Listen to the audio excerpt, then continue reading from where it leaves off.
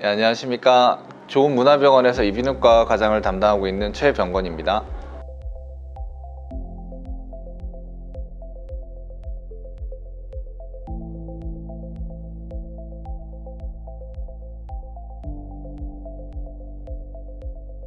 만성적인 코막힘과 같은 불편을 초래하는 구조적인 이상, 즉 만성적인 코살의 커짐 또는 비중격의 휘어짐을 수술로 교정하고 물혹이나 만성 부비동염으로 인해 약물 치료가 어려운 환자들을 내시경을 통한 부비동 수술로 해결하는 일을 주로 하고 있습니다. 20여 년간 이비인후과 의사로 일하고 있으면서 비중격, 만성비염, 만성 부비동 등과 관련된 수천 개의 수술을 집도하면서 풍부한 임상 경험을 갖고 있습니다.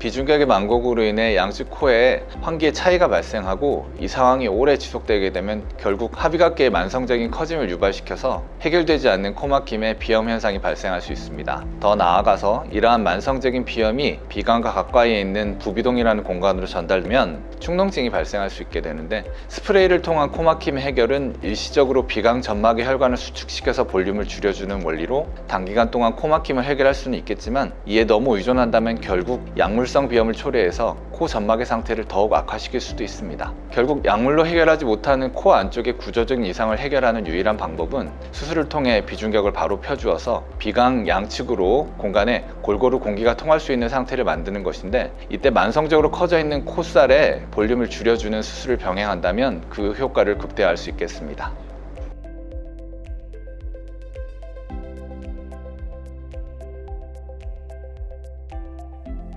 저한테 오시는 많은 환자분들의 경우가 이미 너무 오랜 기간 코가 막힌 상태에서 살아오셨기 때문에 이에 적응하고 계셔서 실제 불편을 크게 못 느끼시는 경우도 있었지만, 실제로는 코 안에 만성적인 염증이라는 것이 일상생활에 크게 불편을 초래하는 경우가 상당히 많습니다. 우선 코가 막히면 입을 사용하여 숨을 쉬어야 하기 때문에 만성적인 입마름이나 목의 불편감, 코골이 등과 같은 상황이 연관되어 있음은 물론이고, 축농증으로 발전한다면 콧물이 목 뒤로 넘어감으로 인해서 원인 모를 만성 기침이나 가래에 걸리는 느낌, 입냄새 등과 같이 이런 증상으로 고통받고 있는 분들이 많았습니다. 이런 분들이 수술을 통해서 코 속 구조적인 이상이 해소되면서 생활 속에서 괴로움을 초래했던 현상들이 같이 해결되는 경우가 많이 있었습니다. 일례로 만성적인 입냄새가 난다고 주변에서 말씀하셔서 늘 양치나 가글만 신경 쓰고 지내시던 분이 있었는데, 우연히 감기 증상으로 저희 병원의 외래 진료를 받으시고 코 안쪽으로 곰팡이균에 의한 만성 축농증이 발견돼서 수술로 치료받으신 분이 있었습니다. 이러한 경우는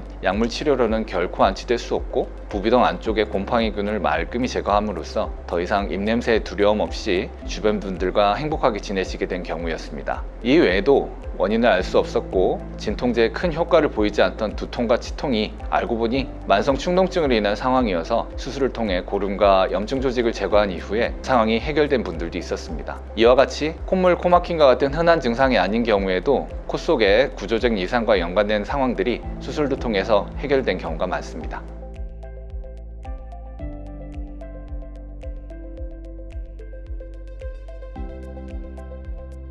수술은 전신 마취나 부분 마취를 통해서 시행되게 되고, 대부분 코 안으로 접근해서 바깥쪽으로는 상처가 나지 않습니다. 휘어진 부분이나 연골부를 제거하거나 적절한 교정을 통해서 휘어진 부위를 바로잡게 되는데, 수술 후 2일까지 교정과 지혈을 위해서 패킹을 시행하게 되고, 이를 제거하는 시점에서 퇴원할 수 있습니다. 수술 후에는 약 3-4주 동안 일주일에 한두 번 정도 외래 치료를 받으셔야 되지만, 퇴원 이후로는 약간의 코 불편감 외에 특별히 일상생활에 제약이나 불편은 없습니다. 수술 이후로 감기에 걸리면 콧물이나 비강 점막의 부종으로 인해서 코막힘이 발생할 수도 있겠지만, 이전과 다르게 수술을 통해서 공간이 충분하게 확보되어 있기 때문에 그 빈도나 막힘의 정도, 약물 치료의 반응의 차이가 분명히 있을 것이라고 생각되고, 특히 비중격의 경우에는 큰 충격을 받지 않는 한은 특별한 재발 가능성은 거의 없습니다.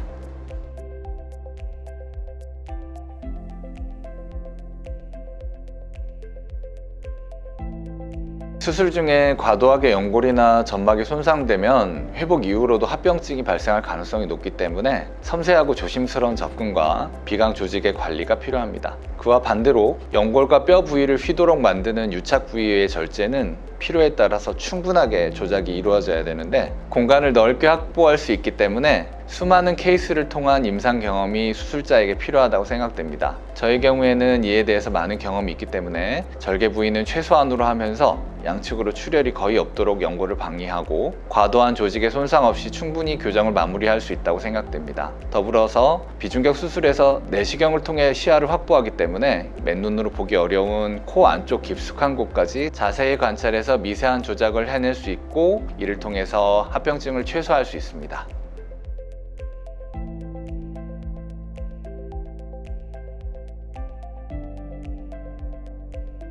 수술 후에 양측 코를 막는 것은 지혈을 하기도 하고 수술 후에 연골의 유동성을 막는 고정 역할을 하기 위해서 필요한 작업이긴 합니다. 하지만 지나치게 압박이 가해진다면 아무래도 통증이 발생할 수 있어서 환자분들이 불편을 경험할 수 있습니다. 더군다나 이 불편은 결국 막아놓은 패킹을 제거하는 과정에서 반복되기 때문에 더욱 공포스러울 수 있습니다. 저희 병원은 수술 중에 점막의 손상을 최소함으로써 출혈을 막기 위해 과도하게 압박을 가하는 패킹을 하지 않고, 패킹으로 사용하는 소재 또한 이전과 다르게 자연스럽게 녹아서 말랑말랑하게 변하는 소재를 사용함으로써 패킹 제거 시에도 불편감을 최소화할 수 있도록 하고 있습니다.